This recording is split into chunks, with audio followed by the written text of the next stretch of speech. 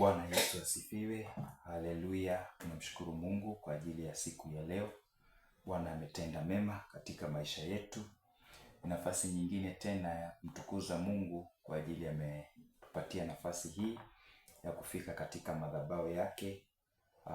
Tutakuwa tunajifunza neno la Mungu kupitia kwa mitandao.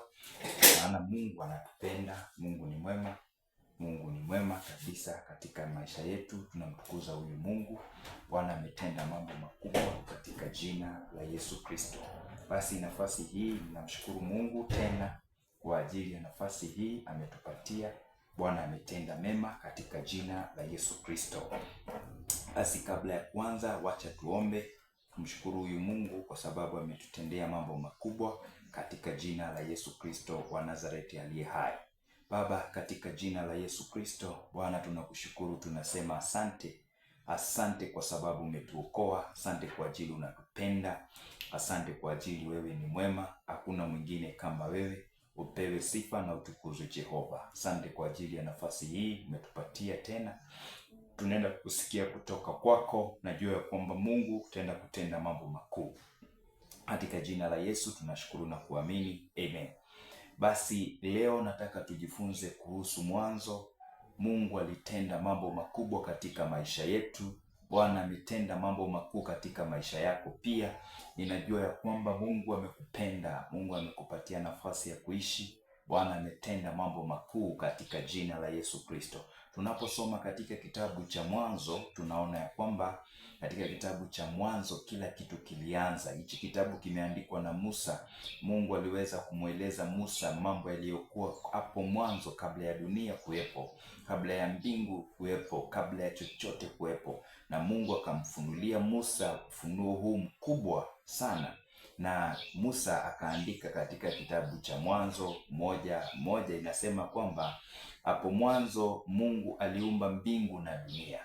Dunia ilikuwa bila umbo na tupu. Giza lilikuwa limefunika vilindi vya maji na Roho wa Bwana alikuwa akitanda juu ya maji. Hapo mwanzo Mungu aliumba mbingu na dunia. Na dunia ilikuwa ni umbo ambalo lilikuwa tupu na giza. Lilikuwa limefunikwa. Maji yalikuwa yamefunikwa na giza. Kila kitu kilikuwa kimefunikwa na giza. Lakini namshukuru huyu Mungu kwa sababu Mungu ni mwema. Tena ni mwema katika maisha yetu. Ninamshukuru huyu Mungu kwa sababu anatenda mambo makubwa. Asante sana Jehova kwa sababu ulikuwa huyo mwanzo. Wewe ndio mwanzo. Tunaposoma katika kitabu cha Yohana 1:1 inasema kwamba yeye ndio mwanzo, yeye ndio kila kitu. Hakuna kitu kilifanyika bila yeye kuwepo. Basi sasa siku ya leo tunajifunza ya kwamba Mungu ndo aliumba mwanzo katika maisha yako. Akiumba mwanzo, basi mambo yako yanafanikiwa, kwa sababu tunaona ya kwamba bila yeye kuwa mwanzo, kila kitu kinakuwa ni giza, kila kitu inakuwa ni utupu, kila kitu kinakuwa ni kitu ambacho hakina umbo. Basi maisha yako inakuwa haina umbo katika jina la Yesu Kristo. Lakini tunamshukuru Mungu pia kwa sababu anaposema ya kwamba na Mungu akasema 3, nasoma Mwanzo 1:3 inasema Mungu akasema mwanga uwe, na mwanga ukawa. Bwana Yesu asifiwe sana. Pasipokuwa na mwanga katika maisha yako, unakuwa ni utupu, unakuwa ni giza, unakuwa umefunikwa, unakuwa hauonekani katika maisha yako. Pengine umejaribu kufanya jambo, lakini ni kwa ajili hauwezi ukafanya chochote, kwa sababu katika mwanzo wako kuna giza, katika mwanzo wako kuna shida, katika mwanzo wako kuna mefunikwa. Ndiyo maana unashindwa kuendelea mbele, ndiyo maana unang'ang'ana katika maisha yako, lakini haiwezekani. Kwa sababu gani?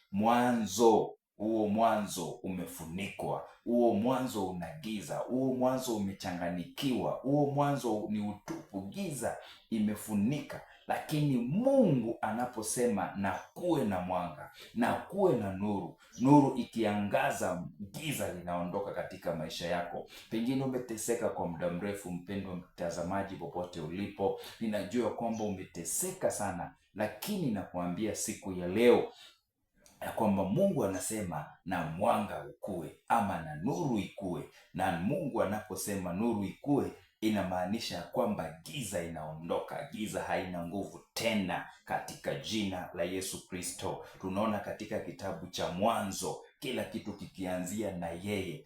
Mungu anasema ya kwamba yeye ndiyo mwanzo, yeye ndiyo kila kitu kilichoanza, hakukuwa na kitu kingine isipokuwa yeye. Na sasa anasema ya kwamba na giza ilikuwa imefunika dunia nzima, giza ilikuwa imefunika maji, giza ilikuwa imefunika kila kitu, hakukuwa na kitu kinaonekana. Hata katika maisha yako, pengine wewe ni mtu ambaye Mungu amekuwekea kitu ambacho ni cha kipekee tofauti na mwanadamu mwingine, lakini ninakuambia ya kwamba kwa nini inatokea hivyo? Ni kwa sababu mwanzo ni mbaya.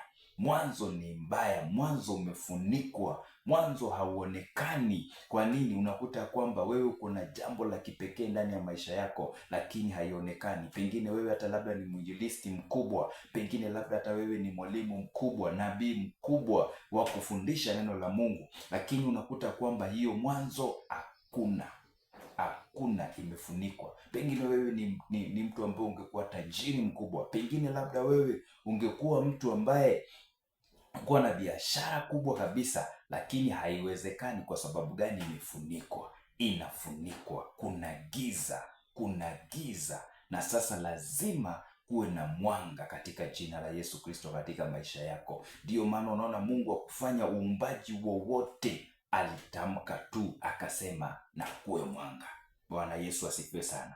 Na Mungu akaona mwanga kuwa ni mwema, kisha Mungu akautenganisha mwanga na giza. Lazima giza itenganishwe na wewe, lazima giza itenganishwe katika familia yako, lazima giza itenganishwe katika ndoa yako, lazima giza itenganishwe katika biashara yako. Hauwezi ukasonga mbele wakati ambapo giza linatanda katika maisha yako. Hauwezi ukasonga mbele wakati giza ndo linatawala katika maisha yako. Lakini ukisikia hii neno la mwanzo akiwa ni Mungu katika maisha yako, akiingia ndani yako, anaachilia kitu kinaitwa mwanga, anaachilia kitu kinaitwa nuru, na hiyo nuru ikiangaza, giza haina nguvu tena.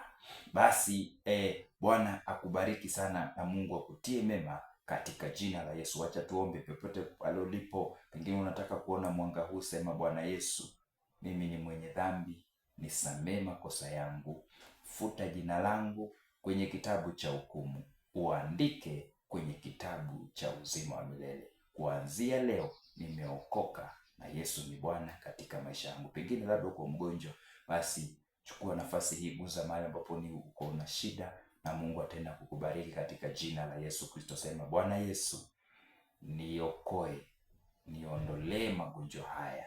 Asante kwa damu yako, asante kwa maana unanipenda. Katika jina la Yesu ninaomba na kuamini, amen. Shalom. Mungu akutende mema katika jina la Yesu, amen.